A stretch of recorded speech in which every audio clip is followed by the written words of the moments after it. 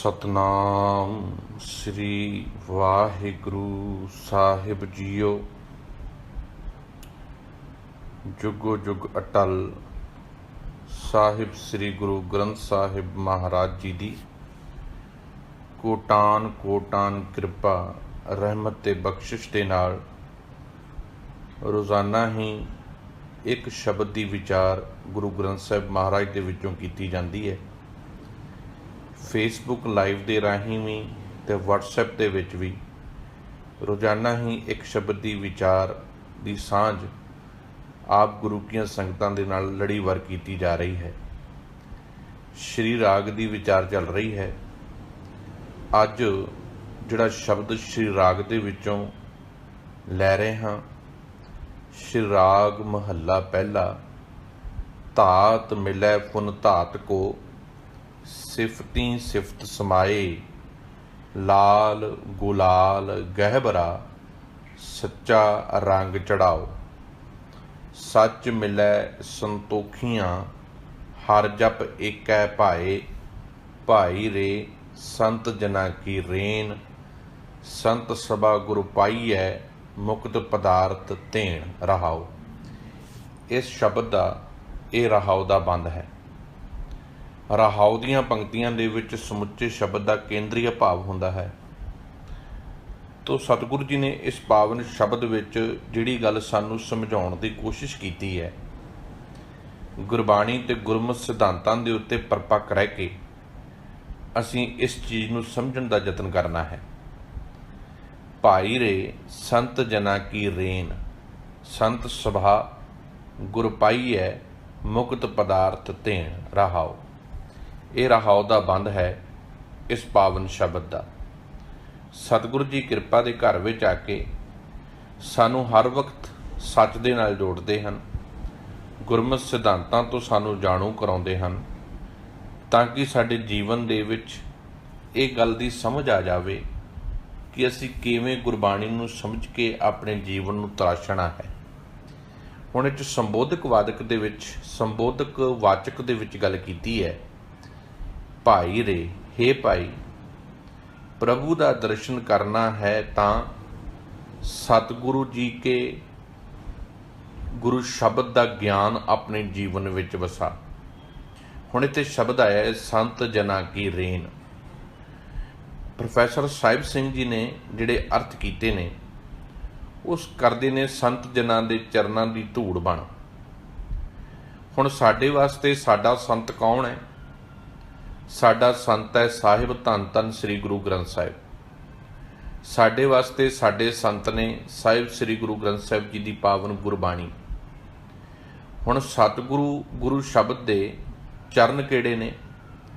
सतगुरु गुरु शब्द दे चरने गुरु का ज्ञान, जिहड़ा शब्द विचों सानू ज्ञान मिलदा है, जो शब्द विचों सानू गुरु की समझ मिलती है, जो शब्द विचों साडे अंदर गुरमत का प्रकाश हुंदा है।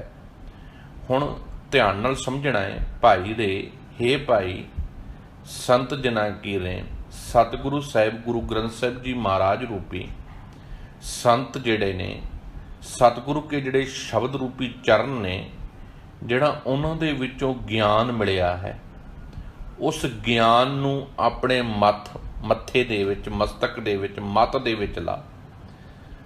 अपने आप नूं इन्ना निमाणा कर, अपने विचों हंकार नूं मुका, अपने विचों हौमे नूं खत्म कर, ईगो नूं खत्म कर। ये तां खत्म होवेगी जे तू ऐ मेरे वीर, ऐ मेरे भरा, तो साहिब गुरु ग्रंथ साहिब जी की विचारधारा नूं अपने मत दे विच, अपने मत्ते दे विच, अपने ज्ञान विच, अपनी समझ विच, अपनी मत दे विच लैके आवेगा। फिर प्राप्ति की होवेगी? संत सभा गुरु पाईऐ। सतगुरु साहिब की कृपा दे नाल इत्थे गुर शब्द है ज्ञान। सतगुरु की कृपा दे नाल गुरु संगत की सभा दे विच बैठ के सच्चे गुरु का ज्ञान मिल जाएगा, ज्ञान की प्राप्ति होवेगी, समझ की प्राप्ति होवेगी। मुक्त पदार्थ धेन, धेन का अर्थ है गां।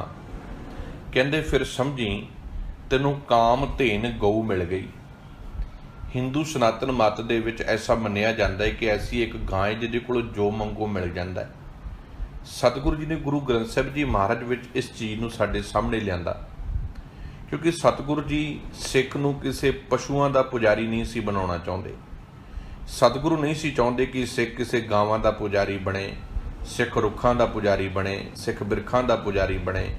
ਸਤਿਗੁਰੂ ਨੇ ਇਸੇ ਕਰਕੇ ਇਸ ਸ਼ਬਦ ਨੂੰ ਖੋਲ੍ਹਿਆ, ਇੱਛਾ ਪੂਰਕ ਸਰਬ ਸੁਖ ਦਾਤਾ ਹਰ, ਜਾਂ ਕੈ ਵਸ ਹੈ ਕਾਮ ਧੇਨਾ, ਸੋ ਐਸਾ ਹਰ ਧਿਆਈਐ ਮੇਰੇ ਜੀੜੇ, ਤਾਂ ਸਰਬ ਸੁਖ ਪਾਵੈ ਮੇਰੇ ਮਨਾ। ਸਤਿਗੁਰੂ ਕਹਿੰਦੇ ਕਿਤੇ ਐਸਾ ਨਾ ਹੋਵੇ ਕਿ ਦੁਨੀਆ ਦੀ ਭੇਡ ਚਾਲ ਵਿੱਚ ਲੱਗ ਕੇ ਮੇਰਾ ਸਿੱਖ ਵੀ ਕਿਸੇ ਕਾਮ ਧੇਨ ਗਊ ਦੀ ਪੂਜਾ ਦੇ ਵਿੱਚ ਲੱਗ ਜਾਵੇ, ਕਿਸੇ ਰੁੱਖਾਂ ਬਿਰਖਾਂ ਦੀ ਪੂਜਾ ਵਿੱਚ ਲੱਗ ਜਾਵੇ। ਇਸੇ ਕਰਕੇ ਇਸ ਸ਼ਬਦ ਨੂੰ ਖੋਲ੍ਹਣ ਦੀ ਕੋਸ਼ਿਸ਼ ਸਤਿਗੁਰੂ ਨੇ ਕੀਤੀ। ਕਹਿੰਦੇ ਤੇਰੀਆਂ ਸਾਰੀਆਂ ਇੱਛਾਵਾਂ ਪੂਰਨ ਕਰਨ ਦੀ ਜੇ ਕਿਸੇ ਕੋਲ ਤਾਕਤ ਹੈ, ਉਹ ਪਰਮਾਤਮਾ ਦੇ ਕੋਲ ਹੈ।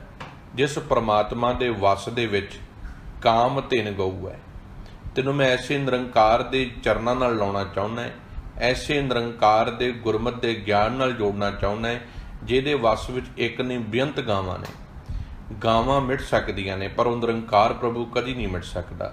ਸੋ ਐਸਾ ਹਰ ਧਿਆਈਏ। ਸੋ ਇਸ ਕਰਕੇ ਐਸੇ ਸੋਹਣੇ ਰੱਬ ਨੂੰ ਸਦਾ ਚੇਤੇ ਕਰਨਾ ਚਾਹੀਦਾ ਹੈ, ਜੋ ਸਾਰੀਆਂ ਇੱਛਾਵਾਂ ਮੁਕੰਮਲ ਕਰਨ ਵਾਲਾ ਹੈ, ਜੋ ਗਿਆਨ ਦੀ ਪੂਰਤੀ ਕਰਨ ਵਾਲਾ ਹੈ, ਜੋ ਸਮਝ ਦੇਣ ਵਾਲਾ ਹੈ। ਸੰਤ ਸਭਾ ਗੁਰੂ ਪਾਈਐ ਮੁਕਤ ਪਦਾਰਥ। ਸਤਿਗੁਰੂ ਕੀ ਸੰਗਤ ਵਿੱਚ ਬੈਠ ਕੇ ਸੱਚਾ ਗਿਆਨ ਗੁਰੂ ਸ਼ਬਦ 'ਚੋਂ ਮਿਲਦਾ ਹੈ। ਮਤ ਵਿੱਚ ਗਿਆਨ ਦਾ ਪ੍ਰਗਾਸ਼ ਹੁੰਦਾ ਹੈ ਤੇ ਗੁਰੂ ਦੀ ਮਤ ਮਿਲਦੀ ਹੈ, ਤੇ ਸਮਝ ਲਓ ਕਾਮ ਧੇਨ ਗਊ ਵਰਗਾ ਗਿਆਨ ਹਿਰਦੇ ਵਿੱਚ ਆ ਗਿਆ। ਮਾਨੋ ਕਾਮ ਧੇਨ ਜਿਸ ਪਾਸੋਂ ਐਸਾ ਗੁਰੂ ਹੈ ਜਿਹਦੇ ਕੋਲੋਂ ਗਿਆਨ ਮਿਲਦਾ ਹੈ, ਤੇ ਪਦਾਰਥ ਗੁਰੂ ਹੁਕਮ ਦਾ ਮਿਲ ਕੇ ਜੀਵਨ ਵਿਕਾਰਾਂ ਤੋਂ ਬਚ ਜਾਂਦਾ ਹੈ, ਜੀਵਨ ਦੇ ਵਿੱਚ ਸੱਚ ਦੀ ਸਮਾਈ ਹੋ ਜਾਂਦੀ ਹੈ।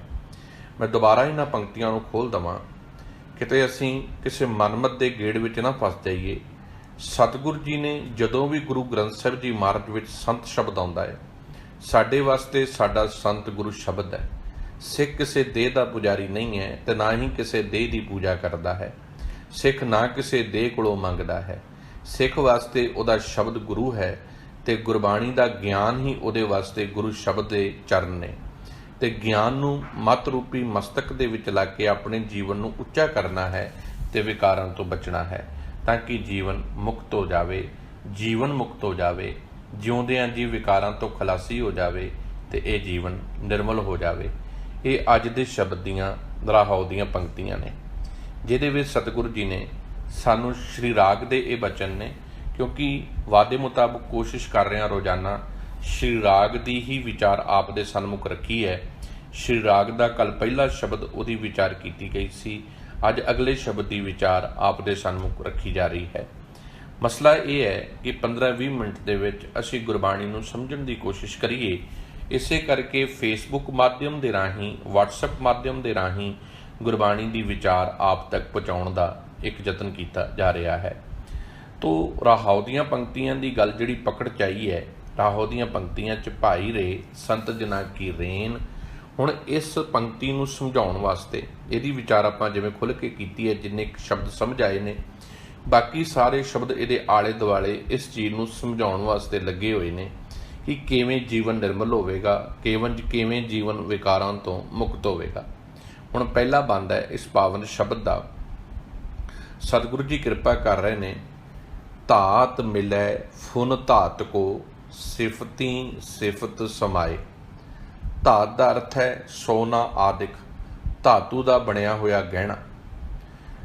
ਕਹਿੰਦੇ ਜਿਵੇਂ ਧਾਤ ਦੇ ਵਿੱਚ ਧਾਤ ਰਲ ਜਾਵੇ, ਧਾਤ ਮਿਲੈ ਫੁਨ ਧਾਤ ਕੋ। ਕਹਿੰਦੇ ਜਿਵੇਂ ਸੋਨਾ ਆਦਿਕ ਕਿਸੇ ਧਾਤ ਦਾ ਬਣਿਆ ਹੋਇਆ ਜੇਵਰ ਜਾਂ ਗਹਿਣਾ ਢਾਲ ਕੇ ਫਿਰ ਉਸੇ ਹੀ ਤਰੀਕੇ ਨਾਲ ਇੱਕ ਨਵੇਂ ਰੂਪ ਦੇ ਵਿੱਚ ਤਬਦੀਲ ਕਰ ਦਿੱਤਾ ਜਾਂਦਾ ਹੈ। ਹੁਣ ਇੱਥੇ ਸ਼ਬਦ ਸੋਨਾ ਵਰਤਿਆ। ਇੱਕ ਬੇਨਤੀ ਕਰਾਂ, ਸਤਿਗੁਰੂ ਜੀ ਨੇ ਸੋਨਾ ਸ਼ਬਦ ਇਸ ਕਰਕੇ ਵਰਤਿਆ, ਸੋਨਾ ਭਾਵੇਂ ਟੁੱਟ ਜਾਵੇ, ਸੋਨੇ 'ਚ ਭਾਵੇਂ ਚਿੱਬ ਪੈ ਜਾਣ, ਪਰ ਸੋਨੇ ਦੀ ਕਦੀ ਕੀਮਤ ਨਹੀਂ ਮੁੱਕਦੀ। ਸੋਨੇ ਦੀ ਕੀਮਤ ਉਹੀ ਰਹਿੰਦੀ ਹੈ ਜੋ ਉਹਦੀ ਧਾਤੂ ਰੂਪ 'ਚ ਹੈ ਜਾਂ ਜੋ ਉਹਦੀ ਗਹਿਣੇ ਰੂਪ 'ਚ ਹੈ। ਇਸੇ ਕਰਕੇ ਸਤਿਗੁਰੂ ਕਹਿੰਦੇ ਸਿੱਖ ਕਿਸ ਤਰ੍ਹਾਂ ਦਾ ਹੈ, ਸੋਨੇ ਵਰਗਾ ਹੈ। ਹੋ ਸਕਦਾ ਕਿਤੇ ਵਿਕਾਰਾਂ ਦੇ ਚਿੱਬ ਪੈ ਜਾਣ, ਹੋ ਸਕਦਾ ਕਿਤੇ ਮਨਮਤ ਦੇ ਪਿੱਛੇ ਲੱਗ ਕੇ ਗੁਰੂ ਤੋਂ ਦੂਰ ਹੋ ਜਾਵੇ, ਪਰ ਇਹਦਾ ਮੁੱਲ ਓਨਾ ਹੀ ਕੀਮਤੀ ਹੈ। ਇਹਦੇ ਵਿੱਚ ਬਦਲਾਵ ਆ ਸਕਦਾ ਹੈ ਜੇ ਇਹ ਆਪਣੇ ਆਪ ਨੂੰ ਸੱਚੇ ਗੁਰੂ ਦੇ ਚਰਨਾਂ ਦੇ ਵਿੱਚ ਟਿਕਾ ਲਵੇ, ਜੇ ਗੁਰੂ ਸ਼ਬਦ ਦੀ ਗੱਲ ਸਮਝ ਵਿੱਚ ਲਿਆਉਣ ਲੱਗ ਪਵੇ, ਜੇ ਗੁਰਬਾਣੀ ਦੀ ਪੜਚੋਲ ਕਰਨ ਲੱਗ ਪਵੇ, ਗੁਰਬਾਣੀ ਦੀ ਵਿਚਾਰ ਕਰਨ ਲੱਗ ਪਵੇ, ਜੇ ਗੁਰਬਾਣੀ ਨੂੰ ਸਮਝਣ ਲੱਗ ਪਵੇ, ਗੁਰਮਤਿ ਦੀ ਕਸਵੱਟੀ ਤੇ ਜੀਵਨ ਤੋਰਨ ਲੱਗ ਪਵੇ, ਤੇ ਸਤਿਗੁਰੂ ਕਹਿੰਦੇ ਫਿਰ ਇਹਦਾ ਜੀਵਨ ਦੁਬਾਰਾ ਉਸੇ ਸੋਨੇ ਵਰਗਾ ਬਣ ਸਕਦਾ ਹੈ। ਧਾਤ ਮਿਲੈ ਫੁਨ ਧਾਤ ਕੋ, ਕਹਿੰਦੇ ਜਿਵੇਂ ਸੋਨੇ ਆਦਿਕ ਕਿਸੇ ਧਾਤ ਦਾ ਬਣਿਆ ਹੋਇਆ ਜੇਵਰ ਢਾਲ ਕੇ ਮੁੜ ਉਸੇ ਧਾਤ ਨਾਲ ਇੱਕ ਰੂਪ ਹੋ ਜਾਂਦਾ ਹੈ, ਇਵੇਂ ਹੀ ਸਿਫਤੀ ਸਿਫਤ ਸਮਾਏ, ਇਵੇਂ ਹੀ ਪ੍ਰਭੂ ਦੀ ਸਿਫਤ ਸਲਾਹ ਕਰਕੇ, ਪ੍ਰਭੂ ਦੇ ਚੰਗੇ ਗੁਣਾਂ ਦੀ ਗੀਤ ਗਾ ਕੇ ਹਰ ਵਕਤ ਪ੍ਰਮਾਤਮਾ ਨੂੰ ਚੇਤੇ ਰੱਖਣਾ, ਹਰ ਵਕਤ ਪ੍ਰਮਾਤਮਾ ਨੂੰ ਆਪਣੇ ਖਿਆਲਾਂ 'ਚ ਰੱਖਣ ਵਾਲਾ ਜੀਵ ਚੰਗੇ ਗੁਣਾਂ ਦਾ ਧਾਰਨੀ ਬਣ ਜਾਂਦਾ ਹੈ। ਤੇ ਪ੍ਰਮਾਤਮਾ ਮਾਲਕ ਪ੍ਰਭੂ ਦੇ ਵਿੱਚ ਐਸਾ ਮਨੁੱਖ ਇਉਂ ਲੀਨ ਹੋ ਜਾਂਦਾ ਹੈ ਜਿਵੇਂ ਪਾਣੀ ਵਿੱਚ ਪਾਣੀ, ਜਿਵੇਂ ਧਾਤੂ ਦੇ ਵਿੱਚ ਧਾਤ ਰਲ ਜਾਂਦੀ ਹੈ, ਇਵੇਂ ਗੁਰੂ ਕਾ ਸਿੱਖ ਪ੍ਰਮਾਤਮਾ ਦੇ ਵਿੱਚ ਸਦਾ ਨੇੜੇ, ਪ੍ਰਮਾਤਮਾ ਦੇ ਵਿੱਚ ਨੇੜੇ ਰਹਿ ਕੇ ਲੀਨ ਹੋ ਜਾਂਦਾ ਹੈ। ਹਰ ਵਕਤ ਇਹ ਸਮਝਣਾ ਹੈ ਪ੍ਰਮਾਤਮਾ ਮੇਰੇ ਤੋਂ ਦੂਰ ਨਹੀਂ ਹੈ। ਹਰ ਵਕਤ ਜੀਵਨ ਵਿੱਚ ਇਹ ਚੀਜ਼ ਲਿਆਉਣੀ ਹੈ ਕਿ ਨਿਰੰਕਾਰ ਮੇਰੇ ਅੰਗ ਸੰਗ ਹੈ। ਇਹੀ ਗੱਲ ਸਤਿਗੁਰੂ ਜੀ ਬਾਰ-ਬਾਰ ਇਹਨੂੰ ਸਮਝਾਉਣਾ ਚਾਹੁੰਦੇ ਵੀ ਰੱਬ ਤੇਰੇ ਚੇਤੇ 'ਚ ਰਵੇ, ਰੱਬ ਤੇਰੀਆਂ ਵਿਚਾਰਾਂ 'ਚ ਰਵੇ, ਰੱਬ ਤੇਰੀ ਸੋਚ ਰਵੇ। ਹੁਣ ਜਿਸ ਦੀ ਸੋਚ ਵਿੱਚ ਪ੍ਰਮਾਤਮਾ ਹੈ, ਜਿਹਦੀ ਚਿੰਤਨ ਵਿੱਚ ਰੱਬ ਹੈ, ਜਿਹਦੇ ਖਿਆਲਾਂ ਵਿੱਚ ਪ੍ਰਮਾਤਮਾ ਹੈ, ਕੀ ਐਸੇ ਮਨੁੱਖ ਦੇ ਵਿਚਾਰ ਗੰਦੇ ਹੋਣਗੇ? ਕਦੀ ਵੀ ਨਹੀਂ। ਐਸੇ ਮਨੁੱਖ ਦੇ ਅੰਦਰ ਈਰਖਾ ਨਫ਼ਰਤ ਹੋਵੇਗੀ? ਕਦੀ ਵੀ ਨਹੀਂ। ਐਸੇ ਮਨੁੱਖ ਦੇ ਕੌੜੇ ਬੋਲ ਹੋਣਗੇ? ਹੋ ਹੀ ਨਹੀਂ ਸਕਦਾ, ਕਿਉਂਕਿ ਇਹਦੇ ਅੰਦਰ, ਇਹਦੇ ਜ਼ਿਹਨ ਦੇ ਵਿੱਚ ਪ੍ਰਮਾਤਮਾ ਹੈ, ਇਹਦੇ ਖਿਆਲਾਂ ਦੇ ਵਿੱਚ ਪ੍ਰਮਾਤਮਾ ਹੈ, ਇਹਦੀ ਨੇਤਰਾਂ ਵਿੱਚ ਪ੍ਰਮਾਤਮਾ ਦਾ ਗਿਆਨ ਹੈ, ਇਹਦੀ ਬੋਲੀ ਵਿੱਚ ਪ੍ਰਮਾਤਮਾ ਦੇ ਸ਼ਬਦ ਨੇ। ਤਾਂ ਸਤਿਗੁਰੂ ਕਹਿੰਦੇ ਧਾਤ ਮਿਲੈ ਫੁਨ ਧਾਤ ਕੋ ਸਿਫਤੀ ਸਿਫਤ ਸਮਾਏ, ਕਹਿੰਦੇ ਜਿਵੇਂ ਸੋਨੇ ਆਦਿਕ ਦੇ ਬਣਾਏ ਹੋਏ ਗਹਿਣੇ ਢਾਲ ਕੇ ਦੁਬਾਰਾ ਗਹਿਣਿਆਂ ਵਿੱਚ ਤਬਦੀਲ ਕਰ ਲਏ ਜਾਂਦੇ ਹਨ, ਇਵੇਂ ਪ੍ਰਭੂ ਦੀ ਸਿਫਤ ਸਲਾਹ ਕਰਨ ਵਾਲਾ ਗੁਰੂ ਕਾ ਸਿੱਖ ਪ੍ਰਮਾਤਮਾ ਦੇ ਚੰਗੇ ਗੁਣਾਂ ਨੂੰ ਜੀਵਨ ਦੇ ਵਿੱਚ ਵਸਾ ਕੇ ਸਮਾਜ ਦੇ ਭਲੇ ਤੇ ਪਰਉਪਕਾਰ ਵਾਸਤੇ ਉਤਰ ਆਉਂਦਾ ਹੈ ਤੇ ਸਾਰੀ ਲੁਕਾਈ ਦੀ, ਸਾਰੀ ਮਾਨਵਤਾ ਦੀ ਏਕ ਪਿਤਾ ਇੱਕ ਸਕੇ ਹੰਬਾਰਕ ਤੂੰ ਮੇਰਾ ਗੁਰਹਾਈ ਦੇ ਰੂਪ ਵਿੱਚ ਆ ਕੇ ਸਾਰੀ ਮਾਨਵਤਾ ਦੀ ਸੇਵਾ ਦੇ ਵਿੱਚ ਲੱਗ ਜਾਂਦਾ ਹੈ। ਅਗਲੀਆਂ ਪੰਕਤੀਆਂ ਨੇ, ਲਾਲ ਗੁਲਾਲ ਗਹਿਬਰਾ ਸੱਚਾ ਰੰਗ ਚੜਾਓ। ਗੁਲਾਲ ਦਾ ਅਰਥ ਹੁੰਦਾ ਹੈ ਲਾਲ ਫੁੱਲ, ਗੁਲਾਬ ਦਾ ਲਾਲ ਫੁੱਲ। ਗਹਿਬਰਾ ਦਾ ਅਰਥ ਹੈ ਗੂੜਾ, ਬੜਾ ਗੂੜਾ। ਸੱਚਾ ਦਾ ਅਰਥ ਹੈ ਸਦਾ ਟਿਕਿਆ ਰਹਿਣ ਵਾਲਾ, ਭਾਵ ਪੱਕਾ। ਕਹਿੰਦੇ ਸਿਫਤ ਸਲਾਹ ਦੀ ਬਰਕਤ ਨਾਲ ਜਦੋਂ ਮਨੁੱਖ ਪ੍ਰਮਾਤਮਾ ਨੂੰ ਯਾਦ ਕਰਦਾ ਹੈ, ਪ੍ਰਮਾਤਮਾ ਦੇ ਗੀਤ ਗਾਉਂਦਾ ਹੈ, ਸਦਾ ਪ੍ਰਮਾਤਮਾ ਦੀ ਸਿਫਤ ਸਲਾਹ ਕਰਦਾ ਹੈ, ਹਰ ਵਕਤ ਪ੍ਰਮਾਤਮਾ ਨੂੰ ਯਾਦ ਕਰਦਾ ਹੈ, ਤੇ ਐਸੇ ਮਨੁੱਖ ਉੱਤੇ ਪੱਕਾ ਗੂੜਾ ਲਾਲ ਰੰਗ ਚੜ੍ਹ ਜਾਂਦਾ ਹੈ। ਸਤਿਗੁਰੂ ਜੀ ਨੇ ਗੁਰਬਾਣੀ 'ਚ ਇੱਕ ਖਿਆਲ ਹੋਰ ਦਿੱਤਾ ਹੈ, ਕਹਿੰਦੇ ਲਾਲ ਰੰਗ ਤਿਸਕੋ ਲਗਾ, ਲਾਲ ਰੰਗ ਤਿਸਕੋ ਲਗਾ ਜਿਸਕੇ ਵੱਡ ਭਾਗਾ। ਹੁਣ ਲਾਲ ਸ਼ਬਦ ਕਾਹਦੀ ਨਿਸ਼ਾਨੀ ਹੈ? ਸੁਹਾਗਣ ਦੀ ਨਿਸ਼ਾਨੀ ਹੈ। ਕਹਿੰਦੇ ਜਦੋਂ ਲਾਲ ਰੰਗ ਚੜ੍ਹ ਗਿਆ ਫਿਰ ਇਹ ਫਿੱਕਾ ਨਹੀਂ ਹੋ ਸਕਦਾ। ਮਹਿੰਦੀ ਦਾ ਰੰਗ ਹਰਾ ਹੈ, ਜਦੋਂ ਪੱਕਦੀ ਹੈ ਤੇ ਲਾਲ ਰੰਗ ਚੜ੍ਹਦਾ ਫਿਰ ਉਹ ਮਿਟਦਾ ਨਹੀਂ।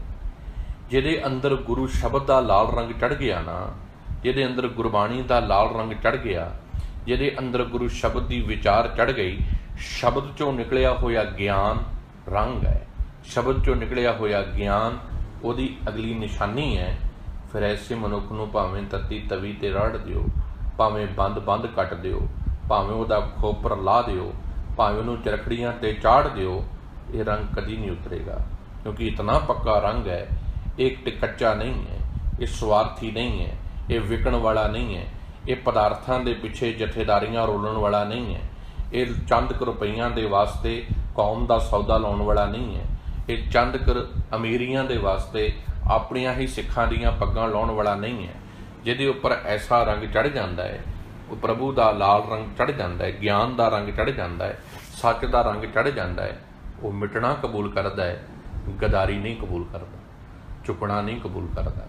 ਉਹਦੇ ਅੰਦਰ ਉਹਦੀ ਕਿਰਤੀ, ਉਹਦੀ 10 ਨੌਵਾਂ ਦੀ ਕਮਾਈ ਕੀਤੀ ਹੋਈ ਦਾ ਇੱਕ ਟਕਾ ਵੀ ਔਰੰਗਜ਼ੇਬ ਖਰੀਦ ਨਹੀਂ ਸਕਦਾ, ਕਿਉਂਕਿ ਉਹਨੂੰ ਪਤਾ ਹੈ ਇਹ ਹੈ ਗਰੀਬ ਘਾਈ, ਪਰ ਇਹਦਾ ਟਕਾ ਬਹੁਤ ਕੀਮਤੀ ਹੈ। औरंगजेब भी जहांगीर भी हैरान है कि मैं ऐसे सिख दे कोल एक मेरियां लखां रुपये, मेरियां इतनियां भरियां होईयां तजोरियां, मेरी इतनी भरी हुई जमीन इस सिख नूं नहीं खरीद सकी। क्यों? क्योंकि उस सिख दा अंदर दा हिरदा गुरु दे प्यार नाल भिजिया है, गुरु दे प्यार दे नाल रंगिया होया है। लाल गुलाल गहबरा सच्चा रंग चढ़ाओ। सिर्फ सलाह की बरकत नाल मनुख दे उत्ते ऐसा फिर पक्का रंग चढ़ जाता है जो कदी भी नहीं उतरता, सदा ही चमकदा रहिंदा है।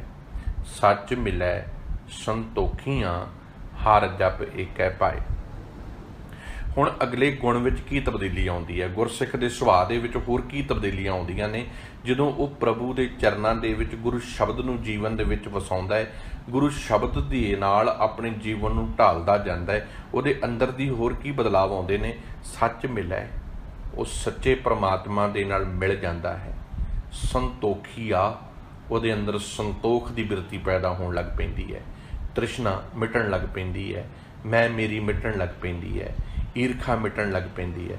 हर जप एक कह पाए अते उहदे विच इक्को एक परमात्मा दा प्यार वसण लग पैंदा है। सारी मानवता दे नाल वो एक निरंकार नूं सारी मानवता च वेखण लग पैंदा है। हुण सतगुरु जी ने एक बड़ा प्यारा ख्याल गुरबाणी च होर भी किया, कहंदे जिदण इह गल समझ पै गई ना, रब ही रोटी दे रहा है, रब ही खा रहा है, रब ही पक्खा चल रहा है, रब ही संसार चला रहा है, हर जगह ही रब दिसण लग पिया, उह जणी ईरखा मिट जाएगी। गुरु साहब यही समझाउंदे ने, मैं तेनों रब ही दसना चाहुंदा है, मैं तेनों ऐसा अकाल पुरख दिखाउणा चाहुंदा है जो निर्वैर है, निरभौ है, अकाल मूरत है, अजूनी है, पर सैभंग है, गुर प्रसाद है। मैं तेनों ऐसा परमात्मा मिलाउणा चाहुंदा है जिहदे नाल मिल के जीवन संतोख विच आ जांदा है। हर जप एक पाए ते परमात्मा दा इक्को एक प्यार ही जीवन विच वस करदा है। वो है सच्चा प्रेम, वो है सच्ची भावना, वो है सच्ची बिरती। फिर मनुख दे अंदर बदलाव जरूर आउंदा है। फिर ये मैं मेरियां नहीं करदा, नफरत दे बीज नहीं बोझदा, फिरका प्रस्ती नहीं करदा, वंडियां नहीं पाउंदा। ये पहला बंद सी इस पावन शब्द का। अगला बंद है ऊंचो थान सुहावना ऊपर महल मुरार। मुरार का इत्थे शब्द परमात्मा वसदे है। मुरार शब्द बार बार गुरु ग्रंथ साहिब च तुहानूं पढ़न नूं मिलेगा, किते मुरारी आया किते मुरार आवेगा। मुरार का अर्थ है जिवें मुरलीधर बंसरी वजाउण करके उन्होंने मुरलीधर कहा जाता है, इवें परमात्मा सारी कायनात, सारी मानवता, सारी दुनिया दे विच सवासां दी बंसरी वजा रहा है, इसे करके वो मुरारी है, मुरार है। वो ये शब्द रिजर्व है परमात्मा दे वास्ते। परमात्मा दे रहण ते सोहना थां, उच्चो थान सुहावना उपर महल मुरार। परमात्मा दे रहण दा जिहड़ा सोहना थां है, फिर वो हिरदा घर उच्चा हो जाता है, उसका महल फिर सब तो उपर हो जाता है। सारियां दे अंदर फिर प्यार भावनी पैदा हो जाती है। वो घर उच्चा हो जाता है, वो जगह उच्ची हो जाती है, वो सोच उच्ची हो जाती है, वो विचार उच्ची हो जाते हैं, वो ख्याल उच्चे हो जाते हैं जिथे परमात्मा का वासा हो जाता है। सच करनी दे पाई है, दर घर महल प्यार। करनी का अर्थ है आचरण, उच्चा सुच्चा आचरण। दर घर, रारे भी थले औंकड़ है, घर रारे थले, फिर घर रारे दे थले भी औंकड़ है। प्रभु का दर, प्रभु का घर। प्यार रारे नूं सियारी प्यार दे राही, उसका दर, उसका घर महल प्यार दे राही लभदा है। परमात्मा का जिहड़ा दर है ना, जिहड़ा उहदा घर है, किनू मिलदा है? जिहड़ा प्रीतम दे प्यार दे विच ऐन डुब जाता है। फिर उहदे अंदर मन की बिरती टिक जाती है, ख्याल टिक जाते हैं, सोच टिकन लग पैंदी है, अंदर शांति आउण लग पैंदी है, जिसनों गुरु अमरदास साहिब जी ने आनंद साहिब की पावन बाणी दे विच बड़े ही सोहने तरीके दे नाल प्रकाशित किया है। आनंद भया मेरी माए सतगुरु मैं पाया। ये वाली बिरती फिर जीवन च बन लग पैंदी है। सच करनी दे पाई है। सच्चा जीवन, उच्चा जीवन, आचरण चंगा मनुख दा बन लग पैंदा है। ਤੇ ਪ੍ਰਮਾਤਮਾ ਦਰ ਘਰ ਦੇ ਵਿੱਚ, ਉਹਦੇ ਹਿਰਦੇ ਦੇ ਵਿੱਚ ਵਸਣ ਲੱਗ ਪੈਂਦਾ ਹੈ ਤੇ ਸਦੀਵੀ ਪ੍ਰਮਾਤਮਾ ਨਾਲ ਪਿਆਰ ਬਣ ਜਾਂਦਾ ਹੈ। ਗੁਰਮੁਖ ਮਨ ਸਮਝਾਈਐ ਆਤਮ ਰਾਮ ਵਿਚਾਰ। ਗੁਰਮੁਖ ਖੱਖੇ ਨੂੰ ਸਿਹਾਰੀ ਹੈ, ਭਾਵ ਗੁਰਮੁਖ ਨੂੰ ਸੰਬੋਧਨ ਕੀਤਾ ਹੈ। ਮਨ ਸਮਝਾਈਏ, ਮਨ ਨੂੰ ਸਮਝਾਉਣਾ ਚਾਹੀਦਾ ਹੈ। ਆਤਮ ਰਾਮ ਵਿਚਾਰ, ਸਤਿਗੁਰੂ ਜੀ ਕਹਿ ਰਹੇ ਨੇ, ਜਦੋਂ ਪ੍ਰਮਾਤਮਾ ਦੀ ਨਾਲ ਮਨੁੱਖ ਦੀ ਸਾਂਝ ਬਣਦੀ ਹੈ ਤੇ ਇਹ ਮਨ ਪ੍ਰਮਾਤਮਾ ਤੋਂ ਪਿੱਛੇ ਲੈ ਕੇ ਜਾਣਾ ਚਾਹੁੰਦਾ ਹੈ, ਕਿਉਂਕਿ ਮਨ ਦਾ ਸੁਭਾਅ, ਮਨ ਦੀ ਬਿਰਤੀ ਵਿਕਾਰਾਂ ਦੀ ਰਹਿੰਦੀ ਹੈ। ਮਨ ਦਾ ਭੋਜਨ ਗੰਦਗੀ ਹੈ, ਮਨ ਦਾ ਭੋਜਨ ਅੱਖਾਂ ਤੋਂ ਵੈਰ ਰੱਖਣਾ ਹੈ, ਮਨ ਦਾ ਭੋਜਨ ਕੰਨਾਂ ਤੋਂ ਨਿੰਦਾ ਸੁਣਨੀ ਹੈ, ਮਨ ਦਾ ਭੋਜਨ ਮੂੰਹ ਤੋਂ ਗੰਦਗੀ ਬੋਲਣਾ ਹੈ। ਹੁਣ ਜਦੋਂ ਮਨੁੱਖ ਦੇ ਅੰਦਰ ਬਿਰਤੀ ਸੱਚ ਦੀ ਪੈਦਾ ਹੋਣ ਲੱਗਦੀ ਹੈ, ਪਰਮਾਤਮਾ ਇਸ ਘਰ ਵੱਲ ਨੂੰ ਆ ਤੁਰਨ ਲੱਗਦਾ ਹੈ, ਹਿਰਦੇ ਵਿੱਚ ਸੋਹਿਲੜਾ ਗੀਤ ਗਾਇਆ ਜਾਣ ਲੱਗਦਾ ਹੈ ਤੇ ਮਨ ਵਿਕਾਰਾਂ ਵੱਲ ਪ੍ਰੇਰਦਾ ਹੈ। ਮਨ ਕਹਿੰਦਾ ਹੈ, ਛੱਡ ਪਰੇ, ਕਿਹੜੇ ਕੰਮਾਂ 'ਚ ਪਿਆ ਹੈ, ਇੱਥੇ ਕੀ ਲੱਭਣਾ ਹੈ, ਭਗਤੀ ਕਰਕੇ ਕੀ ਲੱਭੇਗਾ, ਸੱਚ ਬੋਲ ਕੇ ਕੀ ਲੱਭੇਗਾ, ਉੱਚਾ ਆਚਰਣ ਬਣਾ ਕੇ ਕੀ ਲੱਭੇਗਾ, ਪ੍ਰੇਮ ਕਰਕੇ ਕੀ ਲੱਭੇਗਾ, ਕੁਛ ਨਹੀਂ ਲੱਭਣਾ। ਮਨ ਦੂਜੇ ਪਾਸੇ ਪ੍ਰੇਰਿਤ ਕਰਦਾ ਹੈ। ਉੱਚਾ ਆਚਰਣ ਬਣਾਉਣਾ ਕੋਈ ਸੌਖੀ ਖੇਡ ਨਹੀਂ। ਅੱਜ ਅਸੀਂ ਜੇ ਇਹ ਗੱਲ ਕਹੀਏ, ਕਿਰਦਾਰ ਡਿਵੈਲਪ ਕਰਨਾ, ਕਰੈਕਟਰ ਆਪਣੇ ਆਪ ਨੂੰ ਬਣਾਉਣਾ ਸਭ ਤੋਂ ਔਖਾ ਹੈ। ਹਰੀ ਸਿੰਘ ਨਲੂਏ ਵਰਗੇ, ਨਵਾਬ ਕਪੂਰ ਸਿੰਘ ਵਰਗੇ, ਜੱਸਾ ਸਿੰਘ ਆਹਲੂਵਾਲੀਏ ਵਰਗੇ, ਜੋ ਕਿਰਦਾਰ ਦੇ ਧਨੀ ਸਨ, ਕਰੈਕਟਰ ਦੇ ਧਨੀ ਸਨ, ਇਹ ਸਿੱਖਾਂ ਨੇ ਇਤਨੇ ਸੁਨਹਿਰੇ ਗੋਲਡਨ ਇਤਿਹਾਸ ਜੇ ਆਕਰਸ਼ਿਤ ਕੀਤਾ, ਬਣਾਇਆ, ਲਿਖਿਆ, ਉਹਨਾਂ ਦੇ ਕਿਰਦਾਰ ਨੇ ਲਿਖਿਆ, ਉਹਨਾਂ ਦੇ ਅੰਦਰ ਬੈਠੇ ਗੁਰੂ ਦੀ ਵਿਚਾਰ ਨੇ ਲਿਖਿਆ। ਇਤਨੇ ਗੁਰੂ ਦੇ ਹੁਕਮਾਂ ਦੇ ਉੱਤੇ ਬਲੀ ਹੋ ਗਏ, ਜੀਵਨ ਗੁਰੂ ਦੇ ਆਸ਼ੇ ਦੇ ਮੁਤਾਬਕ ਜੀਵਿਆ। ਸਾਡੇ ਵਾਂਗੂ ਨਹੀਂ, ਮਿੰਟ 'ਚ ਇੱਧਰਲੇ ਬੰਨੇ ਵਾਹਿਗੁਰੂ ਵਾਹਿਗੁਰੂ ਕਰਨਾ, ਦੂਜੇ ਬੰਨੇ ਧੋਖਾ ਵੀ ਦੇਈ ਜਾਣਾ ਹੈ। ਇੱਧਰਲੇ ਬੰਨੇ ਰੱਬ ਦਾ ਨਾਮ ਜਪਣ ਦਾ ਢੋਂਗ ਵੀ ਕਰਨਾ ਹੈ, ਦੂਜੇ ਬੰਨੇ ਲੋਕਾਂ ਨੂੰ ਲੁੱਟੀ ਵੀ ਜਾਣਾ ਹੈ। ਸਾਡੇ ਵਰਗੇ ਨਹੀਂ ਸਨ, ਕਿਰਦਾਰ ਦੇ ਧਨੀ ਸਨ, ਕਿਉਂਕਿ ਗੁਰਮੁਖ ਮਨ ਸਮਝਾਈ ਹੈ ਆਤਮ ਰਾਮ ਵਿਚਾਰ। ਉੱਚਾ ਆਚਰਣ ਬਣਾਉਣਾ ਕੋਈ ਸੌਖੀ ਖੇਡ ਨਹੀਂ। ਮਨ ਦੀ ਅਵਸਥਾ ਵਿਕਾਰਾਂ ਵੱਲ ਲੈ ਕੇ ਜਾਣਦੀ ਹੈ। ਮਨ ਬਾਰ-ਬਾਰ ਮਨੁੱਖ ਨੂੰ ਵਿਕਾਰਾਂ ਵੱਲ ਹੀ ਪ੍ਰੇਰਦਾ ਹੈ ਤੇ ਮਨ ਨੂੰ ਸਮਝਾਉਣਾ ਹੈ ਗੁਰੂ ਦੇ ਰਾਹੀਂ। ਬਾਰ-ਬਾਰ ਗੁਰੂ ਦਾ ਚਾਬੁਕ, ਗੁਰੂ ਦੇ ਗਿਆਨ ਦਾ ਚਾਬੁਕ ਇਸ ਮਨ ਤੇ ਮਾਰਨਾ ਹੈ ਤਾਂ ਕਿ ਇਹ ਮਨ ਕਾਬੂ ਵਿੱਚ ਆ ਜਾਵੇ। ਮਨ ਨੂੰ ਗੁਰੂ ਦੇ ਰਾਹੀਂ ਹੀ ਸਿੱਧੇ ਰਾਹ ਪਾਇਆ ਜਾ ਸਕਦਾ ਹੈ। ਸਰਬ ਵਿਆਪੀ ਪ੍ਰਭੂ ਦੇ ਗੁਣਾਂ ਦੀ ਵਿਚਾਰ ਦੇ ਨਾਲ ਹੀ ਸਮਝਾਇਆ ਜਾ ਸਕਦਾ ਹੈ ਤਾਂ ਕਿ ਇਹ ਮਨ ਗੁਰੂ ਜੀ ਦੇ ਗਿਆਨ ਵਿੱਚ ਤੁਰਨ ਲੱਗ ਪਵੇ। ਅਗਲਾ ਬੰਦ ਹੈ, ਤ੍ਰਿਵਿਧ ਕਰਮ ਕਮਾਹੀ ਹੈ ਆਸ ਅੰਦੇਸ਼ਾ ਹੋਏ। ਤ੍ਰਿਵਿਧ ਦਾ ਅਰਥ ਹੈ ਤਿੰਨ ਕਿਸਮਾਂ ਦਾ, ਤਿੰਨ ਤਰੀਕਿਆਂ ਦਾ। ਮਾਇਆ ਦੇ ਤਿੰਨ ਗੁਣ ਨੇ, ਰਜੋ, ਸਤੋ ਤੇ ਤਮੋ ਵਾਲੇ। ਕਮਾਈਆਂ ਦਾ ਅਰਥ ਹੈ ਕਮਾਏ ਜਾਂਦੇ ਹਨ। ਅੰਦੇਸ਼ਾ, ਸਹੰਸਾ।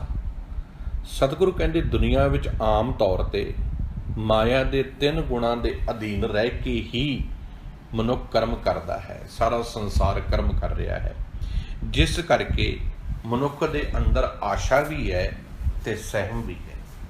ਮਨੁੱਖ ਦੇ ਅੰਦਰ ਸੈਂਸਿਆਂ ਦਾ ਗੇੜ ਵੀ ਬਣਿਆ ਹੈ, ਡਰ ਵੀ ਹੈ। ਇੱਕ ਬੰਨੇ ਆਸ ਹੈ, ਦੂਜੇ ਬੰਨੇ ਡਰ ਹੈ ਗਵਾਚਣ ਦਾ। ਆਸ ਹੈ ਹੋਰ ਮਿਲ ਜਾਵੇ, ਡਰ ਹੈ ਮੇਰੇ ਕੋਲ ਕੋਈ ਖੋ ਕੇ ਨਾ ਲੈ ਜਾਵੇ। ਆਸਾ ਤੇ ਸੈਂਸਿਆਂ ਦਾ ਗੇੜ ਮਨੁੱਖ ਦੇ ਅੰਦਰ ਬਣਿਆ ਹੋਇਆ ਹੈ। ਇਹਨਾਂ ਕਾਰਨ ਕਰਕੇ ਹੀ ਇਹ ਮਨ ਵਿੱਚ ਸਦਾ ਖਿਝ ਬਣੀ ਰਹਿੰਦੀ ਹੈ। ਜਦੋਂ ਕੁਝ ਮਿਲਦਾ ਹੈ, ਮਨ ਪਹਿਲਾਂ ਮਨੁੱਖ ਦਾ ਮਨ ਇਸ ਕਰਕੇ ਖਿਝ ਰਿਹਾ ਹੈ, ਮੈਨੂੰ ਕੁਝ ਮਿਲ ਨਹੀਂ ਰਿਹਾ, ਮੈਨੂੰ ਕੁਝ ਮਿਲ ਨਹੀਂ ਰਿਹਾ, ਮੇਰੀ ਤਰੱਕੀ ਨਹੀਂ ਹੋ ਰਹੀ, ਦੂਜਾ ਮੇਰੇ ਤੋਂ ਅੱਗੇ ਲੰਘ ਗਿਆ ਹੈ। ਮਨ ਦੇ ਵਿੱਚ ਖਿਝ ਪੁਣਾ ਹੈ। ਜੇ ਕੁਝ ਮਿਲ ਗਿਆ ਹੈ, ਹੁਣ ਇਸ ਕਰਕੇ ਖਿਝ ਚੜੀ ਜਾ ਰਹੀ ਹੈ, ਮੇਰੇ ਕੋਲ ਕੋਈ ਖੋਹ ਨਾ ਲਵੇ, ਮੈਨੂੰ ਕੋਈ ਲੁੱਟ ਕੇ ਨਾ ਲੈ ਜਾਵੇ, ਮੇਰੇ ਕੋਲੋਂ ਕੋਈ ਮੰਗ ਨਾ ਲਵੇ। ਗੱਲ ਕੀ ਮਨੁੱਖ ਦੀ ਪ੍ਰਾਪਤੀ ਕਰਕੇ ਵੀ ਮਨੁੱਖ ਆਨੰਦ ਨਹੀਂ ਲੈ ਪਾ ਰਿਹਾ, ਖਿਝਿਆ ਹੋਇਆ ਹੈ। ਹਰ ਵਕਤ ਘਰ ਵਿੱਚ ਕਲੇਸ਼ ਚੱਲ ਰਿਹਾ ਹੈ। ਤੇ ਮੈਂ ਇੱਕ ਬੇਨਤੀ ਕਰਾਂ, ਜਿਸ ਘਰ ਦੇ ਵਿੱਚ ਕਲੇਸ਼ ਹੈ ਨਾ, ਉੱਥੇ ਕੁਦਰਤ ਦਾ ਸੁੱਖ ਨਹੀਂ ਹੋ ਸਕਦਾ। ਜਿਸ ਘਰ ਦੇ ਵਿੱਚ ਹਰ ਵਕਤ ਕਲਹਿ ਵਸ ਰਹੀ ਹੈ ਨਾ, ਉੱਥੇ ਗੁਰੂ ਦਾ ਨਾਮ ਨਹੀਂ ਵਸ ਸਕਦਾ, ਭਾਵੇਂ ਉੱਥੇ ਕਿੰਨੀ ਵੀ ਬਾਣੀ ਪੜ੍ਹੀ ਜਾਵੇ, ਕਿਉਂਕਿ ਬਾਣੀ ਕੇਵਲ ਵਿਖਾਵੇ ਦੀ ਪੜ੍ਹੀ ਜਾ ਰਹੀ ਹੋਊਗੀ, ਹਿਰਦੇ 'ਚ ਨਹੀਂ ਵਸੀ। ਜਿੱਦਣ ਹਿਰਦੇ 'ਚ ਵਸਣ ਲੱਗ ਪਈ ਨਾ, ਉਡਣ ਉਹ ਘਰ ਸੁਖੀ ਹੋ ਜਾਵੇਗਾ। ਅੰਦਰੋਂ ਸੈਂਸਿਆਂ ਦਾ ਗੇੜ ਮੁੱਕ ਜਾਵੇਗਾ। ਜੀਵਨ ਸੱਚ ਦੇ ਰਾਹ 'ਤੇ ਤੁਰ ਪਵੇਗਾ। ਖਿਝ ਜਿਹੜੀ ਜੀਵਨ ਵਿੱਚ ਆਉਂਦੀ ਹੈ ਮਿਟਣ ਲੱਗ ਪਵੇਗੀ। ਜੀਵਨ ਸ਼ਾਂਤ ਹੋ ਜਾਵੇਗਾ।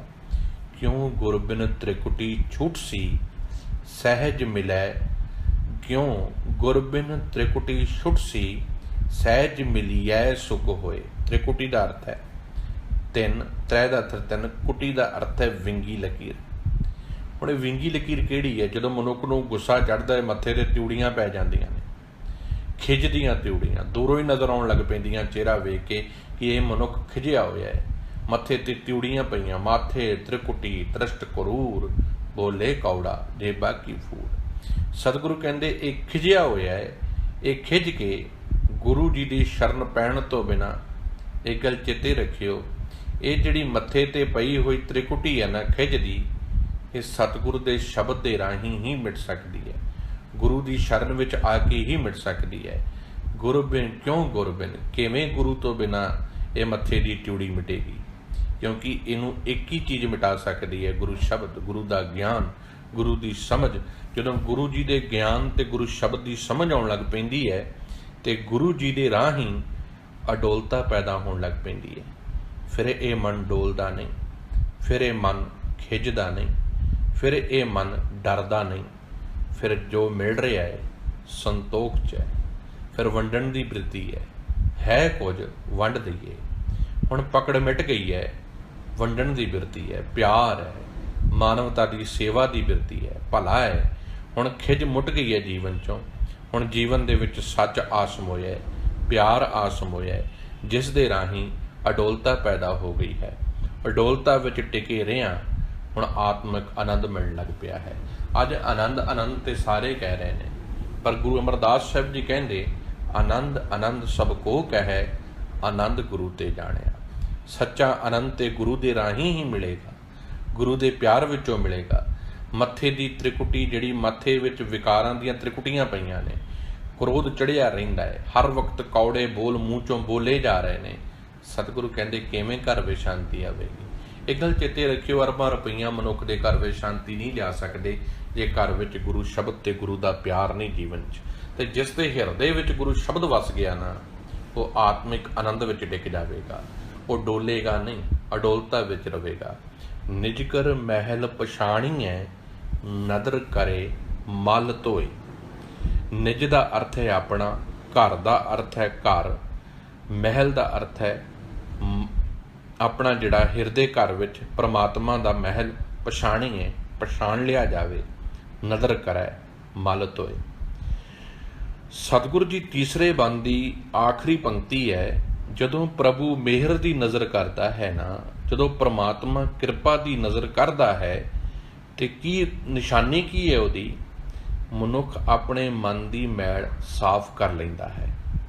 ਜਦੋਂ ਮਨੁੱਖ ਦੇ ਅੰਦਰੋਂ ਮੈਲ ਧੁੱਪਣ ਲੱਗ ਪਵੇ, ਮਨੁੱਖ ਦੇ ਅੰਦਰੋਂ ਦੁਸ਼ਮਣੀ ਮਿਟਣ ਲੱਗ ਪਵੇ। ਚੇਤਾ ਰੱਖਿਓ, ਸਤਿਗੁਰੂ ਜੀ ਨੇ ਦੁਸ਼ਮਣ ਤੇ ਖਤਮ ਕੀਤੇ ਹੀ, ਪਰ ਸਤਿਗੁਰੂ ਕਹਿੰਦੇ ਮੈਂ ਦੁਸ਼ਮਣੀ ਖਤਮ ਕਰਨਾ ਚਾਹੁੰਦਾ, ਕਿਉਂਕਿ ਦੁਸ਼ਮਣ ਨੂੰ ਖਤਮ ਕਰਾਂਗੇ, ਦੁਸ਼ਮਣ ਫਿਰ ਅੱਗੇ ਖੜ ਜਾਵੇਗਾ।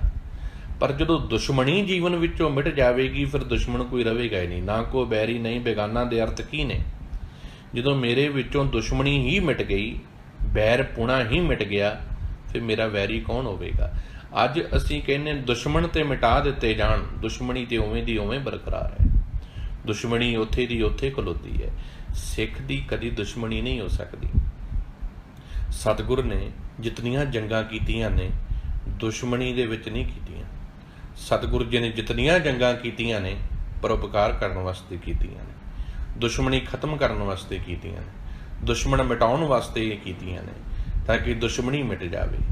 ਆਪਣੇ ਬਚਾਅ ਵਾਸਤੇ ਕੀਤੀਆਂ ਨੇ। ਕਿਤੇ ਵੀ ਸਤਿਗੁਰੂ ਜੀ ਅਟੈਕਿੰਗ ਨਹੀਂ ਹੈ, ਡਿਫੈਂਡਿੰਗ ਦੇ ਵਿੱਚ ਗੱਲ ਕੀਤੀ ਹੈ, ਬਚਾਵ ਕੀਤਾ ਹੈ, ਕੋਸ਼ਿਸ਼ ਕੀਤੀ ਹੈ ਸਮਝਾਉਣ ਦੀ। ਪੈਂਦੇ ਖਾਨ ਨੂੰ ਵੀ ਕਹਿੰਦੇ ਨੇ ਆਖਰੀ ਸਮਾਂ, ਕਹਿੰਦਾ ਹਾਏ ਅੰਮਾ, ਕਹਿੰਦੇ ਨਹੀਂ ਹਾਏ ਅੱਲਾ ਹੈ। ਦੁਸ਼ਮਣੀ ਮਿਟਾਉਣ ਦੀ ਗੱਲ ਹੈ, ਪਰਮਾਤਮਾ ਹਿਰਦੇ ਵਿੱਚ ਵਸਾਉਣ ਦੀ ਗੱਲ ਹੈ। ਕਿਉਂਕਿ ਜਦੋਂ ਪਰਮਾਤਮਾ ਹਿਰਦੇ ਘਰ ਵਿੱਚ ਆ ਟਿਕਦਾ ਹੈ ਤੇ ਪ੍ਰਭੂ ਦੀ ਮਿਹਰ ਦੀ ਨਜ਼ਰ ਹੋਣ ਲੱਗ ਪੈਂਦੀ ਹੈ ਤੇ ਮਨੁੱਖ ਦਾ ਮਨ ਸਾਫ਼ ਹੋ ਜਾਂਦਾ ਹੈ, ਮੈਲ ਮਿਟ ਜਾਂਦੀ ਹੈ, मन भटकना तो हट जाता है तो अडोलता विच परमात्मा का टिकाणा अपने अंदर ही फिर पछाण लईदा है। बिन गुरु मैल न उतरै। आखिरीਆਂ पंक्तियां ने अज दे पावन शब्द दियां। बिन गुरु मैल न उतरै, बिन हर क्यों कर वास। हुण किन्नियां प्यारियां पंक्तियां ने। श्री राग का शब्द है, गुरु तो बिना सतगुरु जी कहते मन की मैल नहीं तुप सकती। जितने यतन कर ला मन मैला होंदा जावेगा। जे मन की मैल धोनी है, गुरु शब्द नूं जीवन च वसाउणा। जदों गुरु शब्द जीवन विच उतर आया ना, गुरु का ज्ञान जीवन च उतर आया तो जीवन दे विचों मन की मैल मिट जाएगी, मन निर्मल हो जाएगा। हर क्यों कर वास। ते परमात्मा विच जुड़न तो बिना मानसिक अडोलता नहीं लभ सकती। किन्ने प्यारे बोल ने, किन्ने प्यारे उपदेश ने सतगुर दे कि जे साडा मन गुरु नाल जुड़ जावे, गुरु शब्द विच जुड़ जावे ते मन की जिहड़ी है ना, जिहड़ा मन डोलदा है ये खत्म हो सकता है, अडोलता आ सकती है।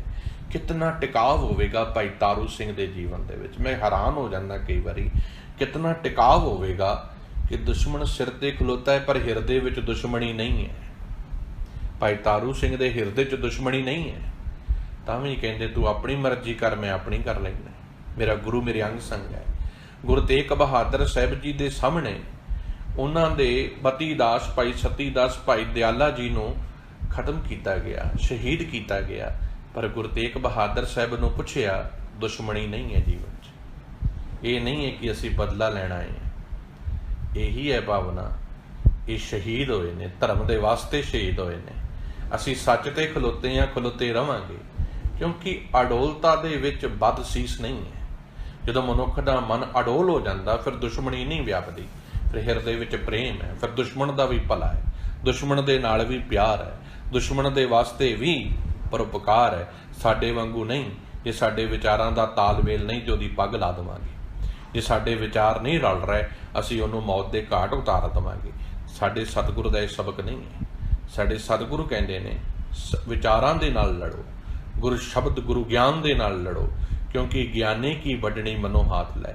हत्थ दे विच गुरु दे ज्ञान दी सोटी, ज्ञान दी तलवार लैनी है। ते क्योंकि जिहदे कोल ज्ञान है ना, वो महारथी है, वो दुनिया की हर ताकत नूं जित सकदा है। तो साहब कहंदे बिन गुरु मैल ना उतरै। गुरु तो बिना मैल नहीं उतर सकती, ते परमात्मा तो बिना हर क्यों कर बिन हर क्यों कर वास। ते परमात्मा दे नाल जुड़न तो बिना मानसिक अडोलता नहीं लभ सकती। इक्को शब्द, आखिरीਆਂ पंक्तियां ने, इक्को शब्द विचारी है अवर त्यागे आस। श्री राग दियां ने। श्री राग का शब्द रोजाना एक शब्द की विचार आपके सन्मुख रखी जा रही है। इक्को शब्द विचारी है। इक्को एक राजक परमात्मा की शब्द सलाह, इक्को एक वाहिगुरु निरंकार की सिर्फ सलाह ही करनी चाहिए है, उन्होंने ही विचारना चाहिए है। अवर त्यागे आस, बाकियां होर आसावां छड्ड देणियां चाहिए हैं, क्योंकि जब तक आस है ना जीवन निर्मल नहीं होगा। तो जिदन आस मिट गई, परमात्मा के चरणों में जीवन टिक गया, उस दिन रजा ते भाणे का सबक समझ आ जाएगा, उस दिन जीवन में सच टिक जाएगा। जिदन इक्को एक शब्द की विचार जीवन में घर कर लग पई, उस दिन किसी कबरां दे उत्ते आस नहीं रहेगी, उस दिन किसी धागे तवीतां ते आस नहीं रहेगी, पखंडियां दे डेरियां ते आस नहीं रहेगी, क्योंकि उदों आस रहेगी केवल परमात्मा की समझ की, ज्ञान की। तो आखिरीਆਂ पंक्तियां अज दे पावन शब्द दियां, नानक देख देखाई है हों सद बलिहारै जास। देख का अर्थ है खखे नूं सिहारी है, देख के देखाई है, दिखाया जा सकता है, जास जांदा हाँ। हे नानक, जिहड़ा गुरु आप प्रभु का दर्शन करके मैनूं दर्शन कराउंदा है, जिहड़ा मेरा गुरु शब्द आप गुरु के ज्ञान की बात करदियां होइयां गुरु ग्रंथ साहिब विच एक एक अखर परमात्मा नाल जुड़दा है, परमात्मा के दर्शन ने। सतगुरु गुरु शब्द ने, आप गुरु साहिबान ने शब्द के राही गुरु के दीदार परमात्मा दे कीते, ते हुण वो दर्शन गुरु ग्रंथ साहिब जी मैनूं भी करा रहे हैं। मैं ऐसे सतगुरु तो सदके जाना हाँ, बलिहार जाना हाँ, कुर्बान जाना हाँ। सो अज दा श्री राग दा शब्द 12वां शब्द पावन अंक नंबर 18 के उपर रोजाना एक शब्द श्री राग का आप दे सन्मुख विचार दे विच रखिया जा रहा है। WhatsApp ग्रुप दे विच भी शेयर किया जाता है। जिन्हां वीरां भैणां ने इन्हां सेवावां नाल जुड़ना होवे वो अपना फ़ोन नंबर छड्ड सकते हैं ताकि असीं उन्हां नूं WhatsApp ग्रुप विच भी ऐड कर लईए तो रोज़ाना फेसबुक लाइव दे राहीं भी गुरु शब्द की विचार आप दे सन्मुख कीती जाती है। सो दस्सिओ किवें लगे अज दे विचार, वध तो वध अपने मित्रां दोस्तां भैणां भरावां विच शेयर करना ताकि असीं गुरबाणी नाल जुड़ सकीए जी। अज दे विचारां दे बेनतियां करदे हां, बेअंत प्रकार दीयां भुलां गलतियां होईयां ने। मकसद एक ही है कि असीं गुरबाणी नाल जुड़ीए, गुरु शब्द नूं समझीए, गुरु घर दी बात करदे हां जीवन सच नाल जुड़ जावे। होईयां भुलां गलतियां दी माफ़ी जी। दासरा हरमनप्रीत सिंह आप दे कोलों माफ़ी दा जाचक है, खिमा दा जाचक है। वाहिगुरू जी का खालसा, वाहिगुरू जी की फतेह।